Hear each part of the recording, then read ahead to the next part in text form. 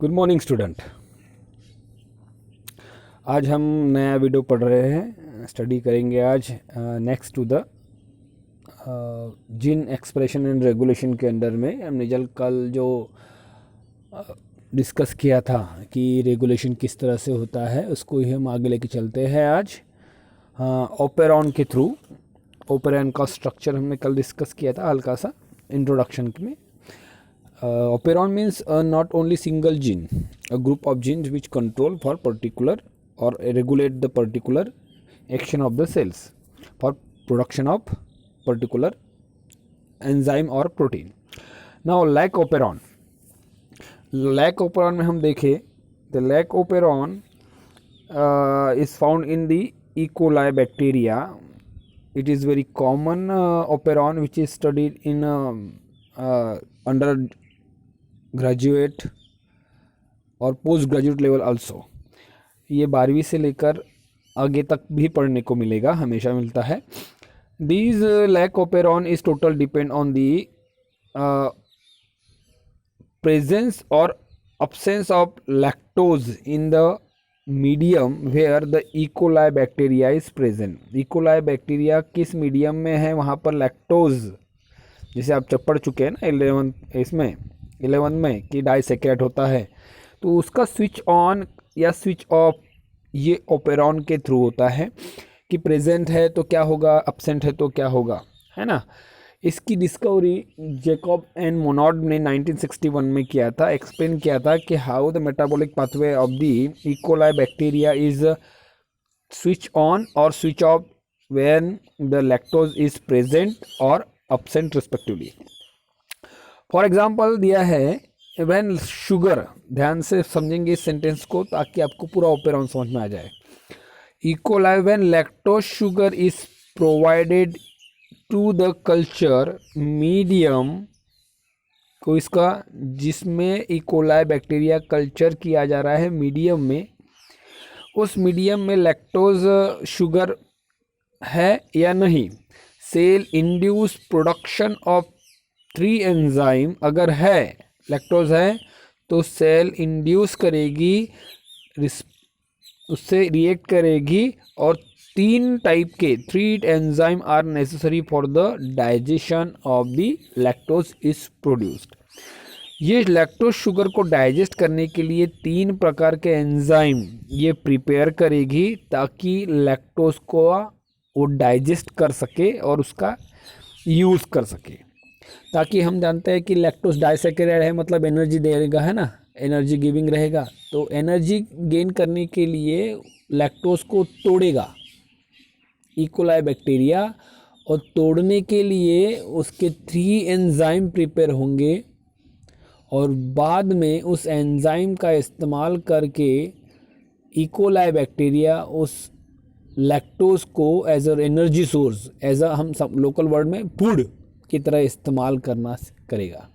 लेकिन ये कैसे होगा? It is inducer mechanism in which the presence of और absence of lactose which turn off और turn on the mechanism of operon. ये लैक्टोज की प्रेजेंस है या absence है, इसी बेस पर ओपेरॉन का ऑन रखना या ऑफ रखना ये डिपेंड करता है।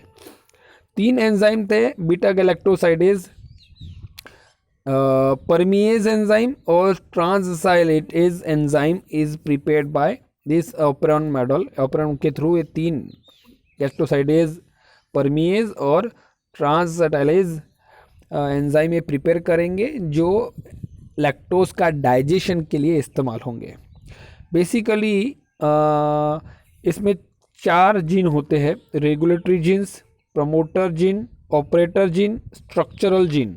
इंड्यूसर पहले से ही मौजूद है, it is not a part of the operon model. ये ओपेरॉन का कोई पार्ट नहीं होता है, लेकिन इसमें regulatory genes, promoter gene, operator gene and basically structural gene मौजूद होते हैं। यहाँ पर हमने पढ़े हैं कि जीन मतलब segment of DNA which perform the particular function, बराबर।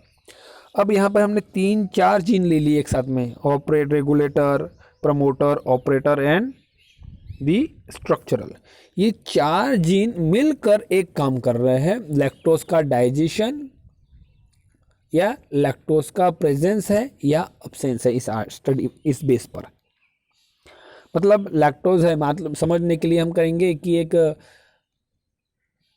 भूख लगी है, आपके हमने थाली रखी हुई है, भूख लगी है तो आप खाएंगे, भूख नहीं लगी है तो थाली का खाना आप नहीं खाएंगे क्योंकि आपका पेट भरा हुआ है। वैसे ही सेल के अंदर में अगर यहाँ पर एनर्जी की भरमार है और यहाँ पर लैक्टोज है सोर्स, अगर इसमें एनर्जी है तो वो इसका इस्तेमाल नहीं करेगा, लेकिन अगर इसकी एनर्जी ख़त्म हो गई है तो लैक्टोज सेल के अंदर आएगा। यही है लैक ऑपेरॉन का बेसिक कंसेप्ट। सेल के अंदर एनर्जी सोर्स है तो लैक्टोज का इस्तेमाल नहीं करेगा, ऑपेरॉन अपने तरीके से काम करेगा। अगर सेल के अंदर में एनर्जी शुगर कंटेंट अगर नहीं है तो और सेल के बाहर लैक्टोज है तो वो लैक्टोज का इस्तेमाल कैसा करेगा, यही इस लैक ऑपेरॉन में के अंदर बेसिक कंसेप्ट दिया है। चलो हम स्टार्ट करेंगे धीरे धीरे पॉइंट वाइज एक एक करते हुए। पॉइंट लिखे हुए हैं, एक एक दिन को हम समझेंगे। Lac operon are have 3 structural gene, ध्यान रखेंगे कितने हैं, 3 स्ट्रक्चरल जीन है, 3 स्ट्रक्चरल जीन्स। 3 स्ट्रक्चरल जीन हो गए, अब बचे कितने और 3, प्रमोटर, टर्मिनेटर, रेगुलेटर और ऑपरेटर। टर्मिनेटर इसलिए आया क्योंकि वो बंद करता है इसलिए। Regulator, operator and promoter is the main functional part of the operon, and 3 structural genes are important for the formation of the enzyme, that is a LAC-Z gene, LAC-Y gene, LAC-A gene। ध्यान रखिएगा 3 structural gene में कौन कौन से आएंगे, LAC-Z, LAC-Y, LAC-A gene. और उसके हाथ में कौन से है, प्रमोटर जीन है, रेगुलेटर जीन है, ऑपरेटर जीन है ना, ऐसे जीन उसमें मौजूद रहेंगे। Now in metabolism of lactose cell are required 3 enzyme which for the digestion of the lactose. Lactose को डाइजेस्ट करने के लिए 3 जीन्स के एंजाइम की आवश्यकता होगी, that is a permease, beta galactosidase and transacetylase. ये 3 जीन एंजाइम, जिनसे बने हुए एंजाइम उस लैक्टोज को डाइजेशन करने में मदद करेंगे। अब क्या बोला गया है कि lactose Z and lactose Y appear to be necessary for the lactose catabolism। Lactose Z and lactose Y सिर्फ जरूरी है लैक्टोज का ब्रेक डाउन करने के लिए या डाइजेशन करने के लिए। कौन सा, LAC-Z, LAC-Y के एंजाइम लैक्टोज को डाइजेस्ट करने के लिए ज़रूरी है। अब बची बात LAC-A की, तो LAC-A क्या करता है, LAC-A is just transferring the acetyl co enzyme A to the beta galactosidase. ये सिर्फ ट्रांसएसिटाइलेज को ट्रांसफर करता है बीटा गैलेक्टोसाइडेज को कन्वर्शन करने के लिए, सिर्फ इसलिए उसका हेल्प का है। अन्यथा LAC-Z, LAC-Y ये 2 ही लैक्टोज का डाइजेशन करने के लिए, कैटाबॉलिज्म करने के लिए इंपॉर्टेंट होते हैं। चलो आगे बढ़े, समझ में आया 3 स्ट्रक्चरल जीन होंगे, LAC-Z, LAC-Y and LAC-A। LAC-Z क्या करेगा, LAC-Y क्या करेगा एंड LAC-A क्या करेगा, जो हमने देख चुके हैं। कौन सा, वापस आते हैं, गैलेक्टोसाइडेज, परमिएज एंड ट्रांसएटाइलेज। तो LAC-Z, LAC-Y एंड LAC-A तीनों काम करेंगे। अब 1 बाय 1 लेते हैं। LAC-Z gene uncoded beta galactosidase. LAC-Z gene होगा वो बीटा गैलेक्टोसाइडेज को कोड करेगा, मतलब एंजाइम प्रिपेयर करेगा। अब ये LAC-Z क्या करेगा, बीटा गैलेक्टोसाइडेज क्या करेगा, in intercellular enzyme that cleave मतलब तोड़ना, किसको तोड़ेगा, डाइसैकेराइड को तोड़ेगा। It cleave the disaccharide into the two monosaccharides, means the galactosidase क्या करेगा, उस बॉन्ड को तोड़ देगा which is present between the two monosaccharides and split disaccharide into the glucose and galactose. क्या करेगा ये, लैक्टोज जो डाइसैकेराइड है इसको तोड़कर दो मोनोसैकेराइड ग्लूकोज और गैलेक्टोज में सॉरी कन्वर्ट कर देगा। ये इसका काम है किसका, बीटा गैलेक्टोसाइडेज का। क्योंकि जानेंगे कि डाइसैकेराइड तो डाइजेशन डायरेक्ट नहीं होता है, इसलिए डाइसैकेराइड का कन्वर्शन मोनोसैकेराइड में कर दिया जाएगा और बाद में मोनोसैकेराइड एक सैकेराइड का कन्वर्शन उसका एनर्जी सोर्स में कर दिया जाएगा रेस्पिरेशन के थ्रू, रेस्पिरेटरी प्रोसेस के थ्रू। नाउ व्हाट हैपन, अब आते हैं सेकंड की ओर। लैक वाई छोटा हो गया, लैक वाई जीन अब क्या करेगा, लैक वाई ये हो गया लैक जेड, क्या करेगा, उनके बीच का बॉन्ड तोड़ देगा, डाइसैकेराइड का मोनोसैकेराइड में कन्वर्शन कर देगा। Lac Y gene encoded beta galactoside permease, नाम परमिएज मतलब permeability, which allow membrane bonded transport protein to pump lactose into the cell. क्या बोला था इसमें कि सेल के अंदर एनर्जी है तो लैक्टोज बाहर है, ये अंदर नहीं आएगा, लेकिन एनर्जी खत्म हो गई, ग्लूकोज खत्म हो गया तो बाहर का लैक्टोज सेल के भीतर आने का प्रयास करेगा। भीतर कैसे आएगा, भीतर आएगा कैसे, इस परमिएस के, कहाँ गया परमिएस, परमिएस के थ्रू। ये बीटा गैलेक्टोसाइड परमिएज एंजाइम इस मेम्ब्रेन बॉन्डेड के थ्रू पंप को, मतलब कौन सा, प्रोटीन पंप के थ्रू मेम्ब्रेन के मौजूद करेगा और वो अलाउ करेगा कि लैक्टोज जो सेल के बाहर है वो सेल के भीतर आए। तो सबसे पहला किसका काम रहा, पहले काम है परमिएस का, वो अंदर आने को अलाउ करेगा, बाद में बीटा गैलेक्टोसाइडेज एंजाइम्स को तोड़ेगा। अब आते हैं जेड हो गया, वाई हो गया, अब आते हैं ए जीन। ये है तीनों कौन थे, स्ट्रक्चरल जीन है ना। Lac A gene encoded beta galactoside transacetylase, the enzyme that transfer acetyl group from the acetyl coenzyme to beta galactosidase. ये ट्रांसफर में या कन्वर्शन करने में उसको हेल्प करेगा ताकि उसका ब्रेकिंग एंजाइम जेड का जीन का एंजाइम प्रॉपर तरीके से काम कर सके। ये आपके हो गए Z, Y and A gene, structural gene. अब ये तोड़ते हैं कैसे, ये क्या करते हैं, हम आगे पढ़ेंगे। नाउ समझ लो, ये 2 स्टेप दिया है यहाँ पर, आपके बुक की डायग्राम जो है उसको भी देखेंगे आप। डायग्राम यह रही आपकी बुक की डायग्राम है ना। अब उसमें आप देखेंगे कि यहाँ पे ए और ये बी दिया हुआ है, ठीक है। ये मतलब मान लो इसको हम बंटवारा कर देते डायग्राम को, सीधा सीधा यहाँ से, एक ऊपर वाली पहली स्टेप और ये सेकंड स्टेप। पहली स्टेप को डिस्कस करने जा रहे हैं हम। In lac operon the polycistronic structure, polycistronic इसलिए कहा गया है कि यहाँ पर 1, 2, 3 से ज़्यादा जीन है, इसलिए polycistronic structural gene is regulated by common promoter and regulator. उस दोनों को ये कॉमन प्रमोटर और रेगुलेटर जीन कंट्रोल करते हैं या एक्टिविटी को मैनेज करते हैं।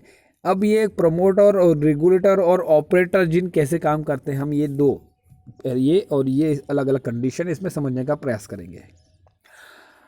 When the cell is using normal energy source that is a glucose, पहले एग्जांपल लिया था मैंने, कि फिर से यहाँ पर बना देते हैं समझने के लिए। सेल में एनर्जी है, लैक्टोज बाहर मौजूद है, तब क्या होगा, सेल के अंदर क्या है, एनर्जी सोर्स क्या है, ग्लूकोज मौजूद है, ठीक है। That is I gene. Now gene transcript the refresher mRNA। जब एनर्जी सोर्स मौजूद है तब ये क्या करेगा, एक रिप्रेशर रेगुलेटरी जीन्स क्या करेगा, एक प्रोटीन बनाएगा, डीएनए बनाएगा, डीएनए से एमआरएनए बनेगा। देखेंगे यहाँ पर ये ग्रीन जो है वो क्या है, डीएनए है, और जो रेड ऑरेंज दिख रहा है आपको ये है आरएनए। ठीक है, तो क्या डीएनए से रेगुलेटरी जीन्स क्या होगा, रिप्रेशर जीन, ये रेगुलेटरी जीन्स एक रेगुलेटरी एमआरएनए बनाएगा, और रेगुलेटरी एमआरएनए एक प्रोटीन बनाएगा जिसका नाम है रिप्रेसर। ये रिप्रेसर सेल के भीतर बनेगा, और जो कि सेल में क्या है, एनर्जी या ग्लूकोज है, तो उसके लिए इसके कारण ये रिप्रेशर जीन जाकर ऑपरेटर साइड, जो ब्लू वाला है वो ऑपरेटर, ये ऑपरेटर येलो प्रमोटर, ठीक है, ग्रीन रेगुलेटर, और ये जो है 1 2 3 ये स्ट्रक्चरल जीन। तो ये क्या करेगा, ऑपरेटर में जाकर बाइंड हो जाएगा। बाइंड होने के कारण ये आरएनए पॉलीमरेज एंजाइम प्रमोटर पर अटैच नहीं हो पाएगा, और अब अटैच ना होने के कारण स्ट्रक्चरल जीन जो बीटा गैलेक्टोसाइडेज है, परमिएज है, एसिटाइल कोएंजाइम या ट्रांसफरेज एंजाइम है, ये बनेंगे नहीं, क्योंकि ज़रूरत ही नहीं है। क्यों ज़रूरत नहीं है? क्योंकि सेल में लैक्टोज की ज़रूरत नहीं है, क्योंकि उसका खुद में बॉडी सेल के अंदर में ही क्या है, ग्लूकोज मौजूद है, तो ज़रूरत नहीं है। अब क्या करेगा, after translation repressor protein is produce due to the repressor protein बनेगा रेगुलेटरी जीन के through. Repressor protein bind to the operator, bind हो गया कहाँ पर, ये रहा ऑपरेटर पर, है ना, बाइंड हो गया। बाइंड होने के कारण क्या होगा, रीजन ऑफ द प्रमोटर कहाँ गया, bind operator region of operon and prevent RNA polymerase from the transcription of operon, result beta galactosidase is not produced। ये अटैच होने के कारण, मतलब यहाँ से डीएनए से एमआरएनए, एमआरएनए से रिप्रेशर प्रोटीन बनकर एनर्जी सोर्स है, ग्लूकोज है, लैक्टोज की ज़रूरत नहीं है, इसलिए ये ऑपरेटर पर जाकर अटैच हो जाएगा। रास्ता बंद होने के कारण, ऑपरेटर ब्लॉक होने के कारण प्रमोटर साइट पर आरएनए पॉलीमरेज एंजाइम अटैच नहीं होगा और प्रोटीन नहीं बनेगा, मतलब अभी सेल को ज़रूरत नहीं है। यह हो गई पहली कंडीशन। अभी एनर्जी हो गई ख़त्म, है ना, ये एनर्जी हो गई ख़त्म। अब ये लैक्टोज अंदर जाने का प्रयास करेगा। अब अंदर जाएगा कैसे, अंदर जाने के लिए now the cells feel the deficiency of energy cell के अंदर ख़त्म होते जा रही है, क्योंकि ग्लूकोज ख़त्म हो गया। अब एनर्जी ख़त्म हो गई तो एनर्जी तो बाहर मौजूद है सेल के, है ना, लैक्टोज मौजूद है, सेल के अंदर की एनर्जी ख़त्म हो गई, तो ये एनर्जी सोर्स जो लैक्टोज है ये अंदर जाना चाहिए। उसके लिए क्या करेगी ये सेल, अब सेल क्या करेगी, now in absence of glucose ख़त्म हो गया, if lactose is available as a source of energy outside of cell in the medium bacteria, E coli bacteria, then how it's work. अब ये क्या करेगा, यहां तक क्लियर है आपको शायद, देखेंगे। Lactose enter to the cell due to activity of permease enzyme. अब लैक्टोज मौजूद है सेल के बाहर, तो उसको एनर्जी सोर्स की तरह इस्तेमाल करना है, मतलब समझ लो खाना, भूख लग गई, अभी पेट में चूहे दौड़ने लगे हैं बेटा अभी, है ना, तो अभी तो खाना पड़ेगा। खाना खाने के लिए हमको खुद लेना पड़ेगा या मम्मी को मांगना पड़ेगा। अब इसमें क्या हो रहा है, सेल क्या कर रही है, अब इसको भूख लग गई है, एनर्जी सोर्स ख़त्म हो गया है, एनर्जी सोर्स बाहर पड़ा हुआ है, उसको अंदर लाना पड़ेगा।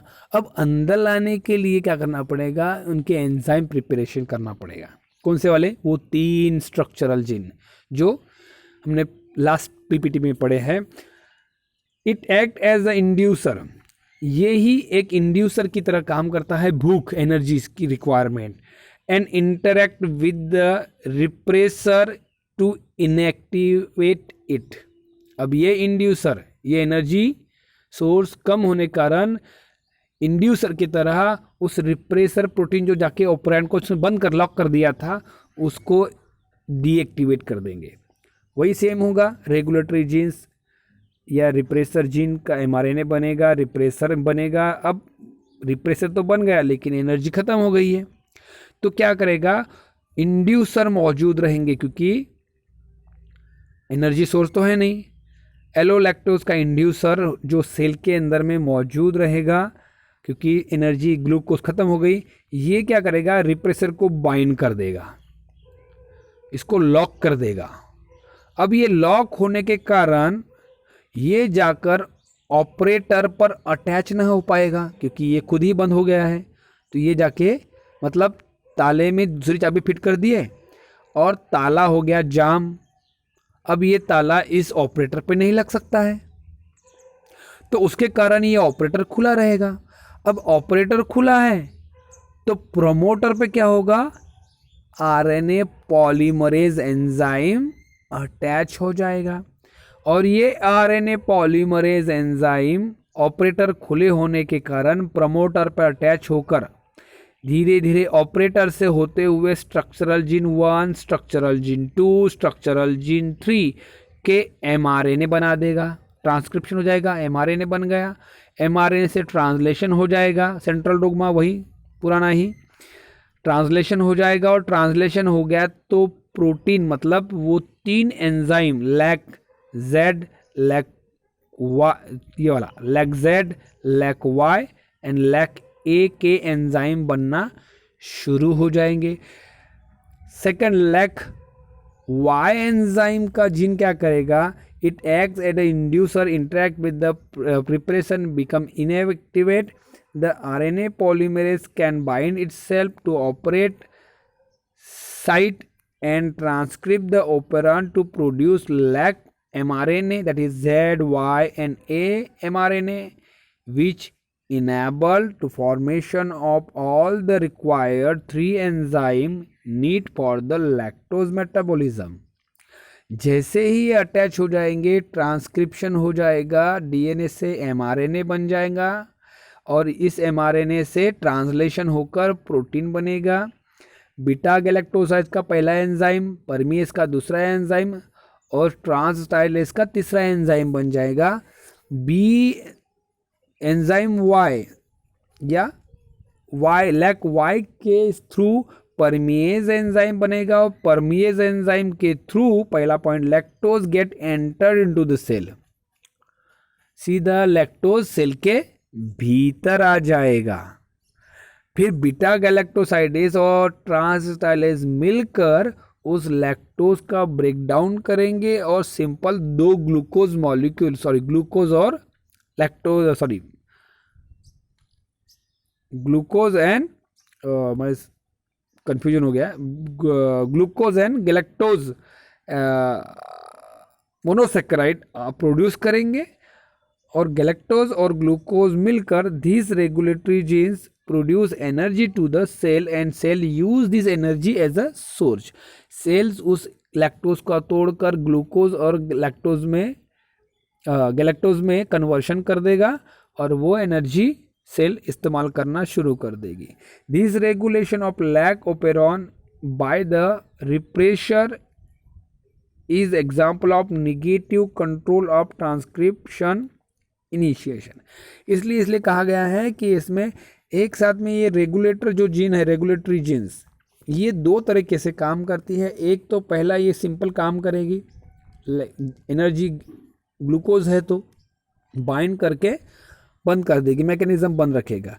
अब एनर्जी ग्लूकोज ख़त्म हो गई तो ये रिप्रेसर प्रोटीन लॉक हो जाएगा और प्रमोटर पर आरएनए पॉलीमरेज अटैच हो जाएगा और ऑपरेटर खुला होने के कारण पूरे जीन डीकोड हो जाएंगे या हम कहेंगे एंजाइम बन जाएगा। मतलब 2 कंडीशन है, भूख लगी है तो खाना खाओ, नहीं लगी है तो मत खाओ।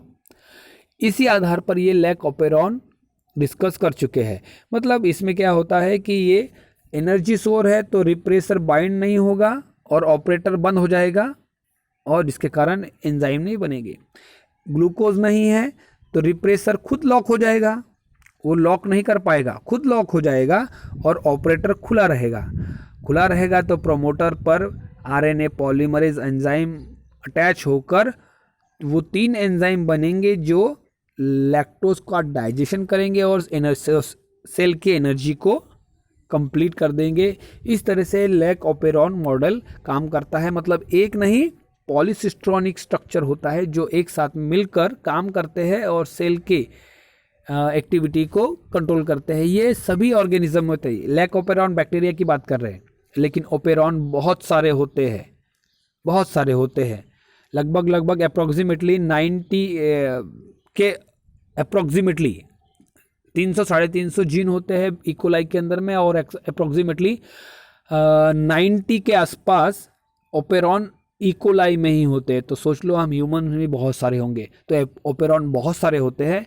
ये एग्जाम्पल था है regulation of the gene expression कैसे होता है। हमने पढ़े ना सेंट्रल डोग्मा कि ट्रांसक्रिप्शन होता है, ट्रांसलेशन होता है, लेकिन उनका यूज़ कैसे होता है, रेगुलेशन कैसे होता है, इस्तेमाल कैसे होता है, ये ओपेरॉन को थ्रू कंट्रोल किया जाता है। लेकिन ओपेरॉन में सिंगल जीन नहीं, मल्टीपल जीन होते हैं जो एक साथ मिल के काम करते हैं, जिसको ओपेरॉन कहा जाता है। आई होप सो ये समझ में आ गया होगा। 2-3 बार रीड करेंगे तो आपको ये क्लियर हो जाएगा। Thank you.